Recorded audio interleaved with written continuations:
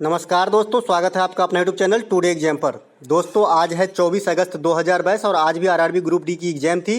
द्वितीय पाली की एग्जाम समाप्त हो चुकी है तथा तृतीय पाली की भी एग्जाम समाप्त हो चुकी है। तृतीय पाली का वीडियो मैं बाद में लेकर आऊँगा दोस्तों, थोड़ा सा लेट हो जाएगा। ये द्वितीय पाली का वीडियो है, इससे पहले हमने लिखित रूप से आपको दे दिया था, लेकिन यहाँ पे हम पीडीएफ के साथ उपलब्ध हुए हैं। कुछ प्रॉब्लम आ गई थी, तो चलिए दोस्तों शुरू करते हैं। जो भी एक्स्ट्रा क्वेश्चन बचा हुआ था सेकंड शिफ्ट से, वो भी क्वेश्चन के साथ आ गए हैं। दोस्तों अगर अच्छा लगे तो एक लाइक जरूर कीजिएगा। साथ ही साथ एक लड़के कुछ कमेंट करके बोल रहे हैं कि आप झूठ बोलते हैं, पीडीएफ नहीं देते। मैं आप देख लीजिए, टेलीग्राम पे हर दिन एग्जाम समाप्त होता है और मैं आपको सारा पीडीएफ देता हूँ ताकि आपका अधिक से अधिक फायदा हो सके। एक प्रश्न पूछा गया था कि प्रथम पंचवर्षीय योजना किस मॉडल पर आधारित है। ये आज के ही पीडीएफ से है, तो हैराड डोमर मॉडल पर आधारित है। मैंने वहाँ पे ये भी बताया कि द्वितीय पंचवर्षीय योजना महालनोबिस मॉडल पर आधारित है। तो आने वाले शिफ्ट में ये क्वेश्चन पूछे जाएंगे। साथ ही साथ प्रथम पंचवर्षीय योजना की ईस्वी क्या है, 1951। तो आपको ये बात भी ध्यान रखना है। साथ ही साथ भारत में योजना आयोग जो था, ये योजना बनाने का काम करता था। अब योजना आयोग को समाप्त कर दिया गया है। इसके जगह पे क्या गया है, नीति आयोग आ गया है। कब से, 2015 से। योजना आयोग जो है कब बना था, 1950 में। तो दोस्तों इतने डिटेल में बताते हैं, इसका पूरा भरपूर फायदा लीजिए। एक प्रश्न पूछा गया था, प्लास्टर ऑफ पेरिस कितने डिग्री सेल्सियस पर बनती है।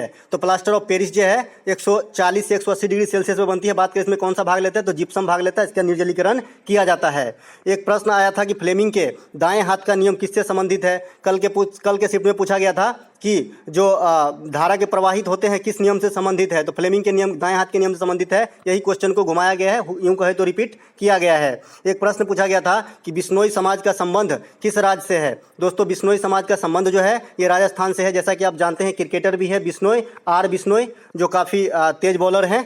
एक प्रश्न आया था कि जीएसटी से संबंधित कौन सा संवैधानिक संशोधन किया गया था। इसके बारे में तो मैं आपको पूरा मसाला दे चुका हूँ। फिर से आज थोड़ा सा जिक्र यहाँ पे करूँगा, क्योंकि आने वाले शिफ्ट में यहाँ से क्वेश्चन पूछे जाएंगे इनके एक्स्ट्रा फैक्ट से।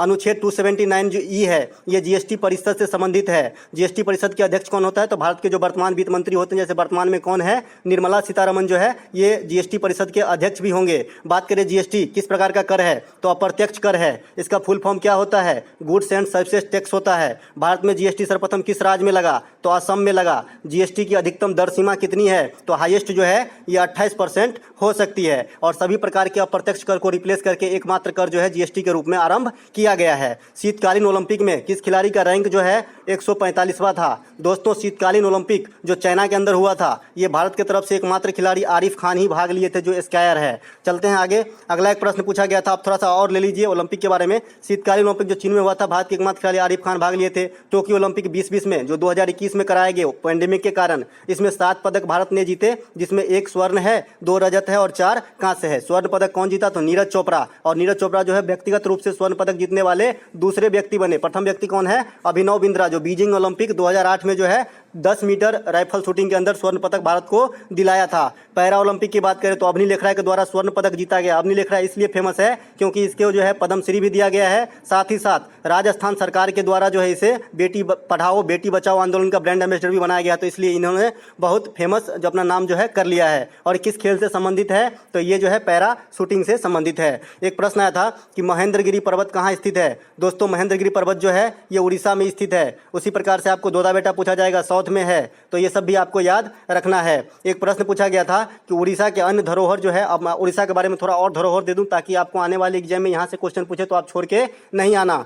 धरोहर है गहिरमाथा कछुआभरण, ये भी उड़ीसा में है। भीतरकनिका ये भी उड़ीसा में है। नंदनकानन वन ये भी उड़ीसा में है। साथ ही साथ उड़ीसा का नृत्य गोटीपुआ, ओडिसी, ये सब उड़ीसा का नृत्य है। और ओडिसी भाषा जो है क्लासिकल भाषा है। 6 भाषा में 6 क्लासिकल भाषा है इंडिया के अंदर वर्तमान में। साउथ के सभी है, तमिल, तेलुगु, मलयालम, कन्नड़, संस्कृत और ओडिसी। ओणम त्यौहार किस राज्य में मनाया जाता है। मैं बार बार जिक्र कर रहा हूं दोस्तों इस बात की कि अभी ओणम का सीजन आने वाला है, इसीलिए ओणम त्यौहार जरूर पूछे जाएंगे। मैं कल ही बताया था शायद थर्ड शिफ्ट के वीडियो में, और आज ये छप गई। तो ये केरल में जो है मनाया जाता है। साथ ही साथ बात कर लें आने वाले शिफ्ट के लिए, तो जलीकट्टू, पोंगल, थाई पूसम ये तमिलनाडु के प्रमुख त्यौहार है। तो रख लीजिए, कल के शिफ्ट में ये क्वेश्चन जरूर छपेंगे, 100% रख लीजिएगा मेरे तरफ से। अगला एक प्रश्न पूछा गया था कि इजराइल के प्रधानमंत्री कौन है। तो इजराइल के जो वर्तमान प्रधानमंत्री है ये मेरे लिपिड है। तो मेरे लिपिड ऑप्शन में दिया गया था और ये राइट आंसर करके आना था।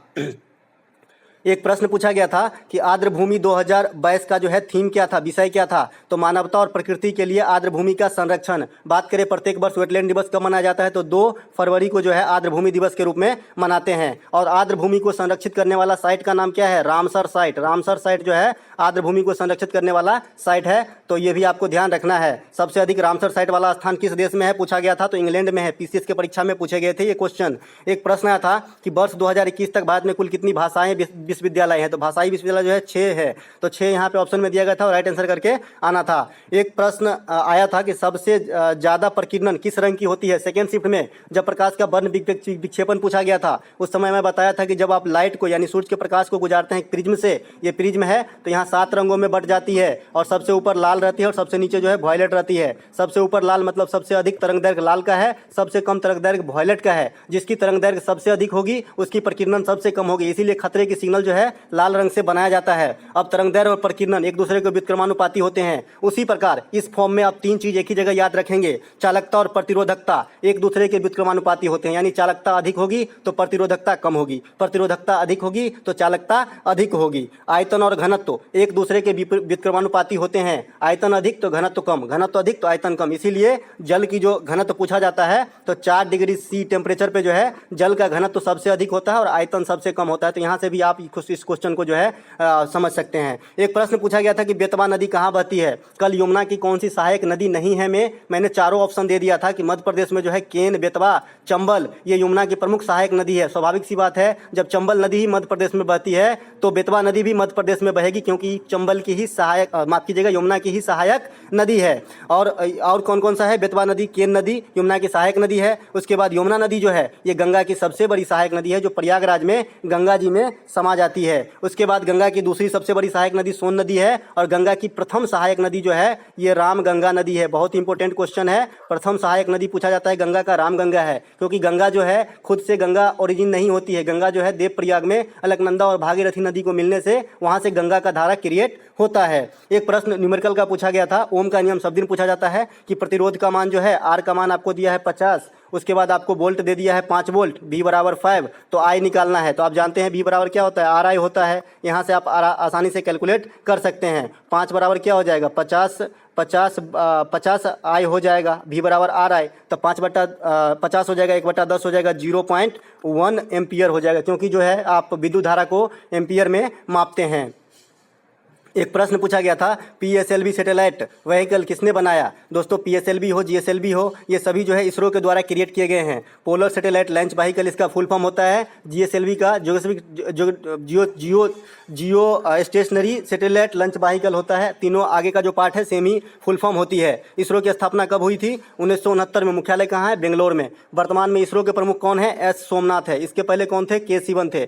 अब बात करते हैं भारत का रॉकेट मैन ऑफ इंडिया किसे कहा जाता है, के सिवन को कहा जाता है। और भारत के मिसाइल मैन ऑफ इंडिया किसे कहा जाता है, एपीजे अब्दुल कलाम साहब को कहा जाता है। इतनी बात आपको ध्यान रखना है। चलते हैं आगे। लिंग निर्धारण में क्या जिम्मेवार है, इस प्रकार का एक प्रश्न आया था। वहाँ पे 4 ऑप्शन दिए गए थे, तो एक टेम्परेचर भी था। तो तापमान जो है सेक्स के निर्धारण में जिम्मेवारी लेती है, जिम्मेदार होती है, प्रभाव डालता है। एक प्रश्न पूछा गया था कि बेरीनाग झील कहाँ स्थित है, तो बेरीनाग झील जम्मू कश्मीर में स्थित है। आने वाले शिफ्ट के लिए जम्मू कश्मीर में जितने भी नाग नागिन इस सांप से रिलेटेड जो भी नाम है सभी जम्मू कश्मीर में, मैं तो ऐसे ही देसी अंदाज में याद रखा हूँ, आप भी रखिए। जैसे नाग नागिन, अनंतनाग झील, शेषनाग झील, बुलर झील, ये सभी झील जम्मू कश्मीर में है। कल चिल्का झील पूछा गया था और आज बेरीनाग झील पूछा गया था, तो आपको झील भी देख लेना है। एक प्रश्न पूछा गया था विद्युत परिपथ में किसका उपयोग किया जाता है, तो कॉपर का उपयोग किया जाता है अकॉर्डिंग टू ऑप्शन। दोस्तों अगर आपको ये पीडीएफ चाहिए तो टेलीग्राम लिंक ज्वाइन कर लीजिएगा, डिस्क्रिप्शन में शायद लिंक मिल जाएगा, नहीं तो मैं दे दूंगा और आपको ये पीडीएफ मिल जाएगा। और इस पीडीएफ को अच्छे से रीड कर लीजिएगा अगर आने वाले समय आप एग्जाम देने वाले हैं तो। बात करें नाभिकीय रिएक्टर में मंदक के रूप में किसका उपयोग किया जाता है, तो ग्रेफाइट और भारी जल का। भारी जल का सूत्र भी आपसे पूछा जाता है एग्जाम में, तो D2O होता है,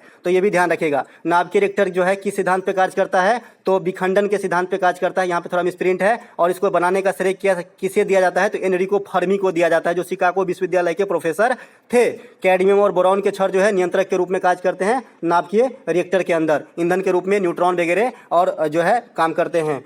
एक प्रश्न आया था कि संविधान के 11वीं मौलिक कर्तव्य जो है वो कब जोड़ा गया था। दोस्तों संविधान में मौलिक कर्तव्य कब जोड़ा गया था, 1976 के 42वें संविधान संशोधन के द्वारा। और कहाँ रखा गया है, तो अनुच्छेद 51 के ए में रखा गया है। लेकिन यहाँ पे 91 इक्यावन मतलब 11वां जो सबसे लास्ट मौलिक अधिकार है, ये शिक्षा का जो है अधिकार 6 से 14 वर्ष तक के बच्चे को जो है निःशुल्क शिक्षा दिया जाएगा। तो ये 86वां संविधान संशोधन के द्वारा जोड़ा गया था 2002 ईस्वी में। तो 2002 राइट आंसर करके आना था। अब मौलिक अधिकार के बारे में थोड़ा सा और जानकारी ले लीजिए। ये रूस के संविधान से लिए गए हैं जो वर्तमान में 11 हैं। मौलिक कर्तव्य माफ कीजिएगा, मौलिक कर्तव्य रूस के संविधान से लिए गए जो वर्तमान में 11 हैं। मौलिक कर्तव्य से संबंधित समितियां पूछ दिया गया था, तो ये स्वर्ण सिंह समिति है। मौलिक अधिकार कहाँ से लिया गया? अमेरिका से लिया गया है। वर्तमान में कितने हैं? 6 हैं। पहले कितने मौलिक अधिकार थे? 7 थे। कौन सा हटा? संपत्ति के अधिकार हटा। कब हटा? 1978 में हटा। कौन से संविधान संशोधन द्वारा हटा? 44वां संविधान संशोधन द्वारा हटा। दोस्तों, इस प्रकार के टॉपिक पे पॉलिटी का एक कंप्लीट वीडियो मैंने आज ही अपलोड किया है, आप देख लीजिएगा। उसका PDF मैं आज रात में आपको सेंड कर दूंगा टेलीग्राम पे।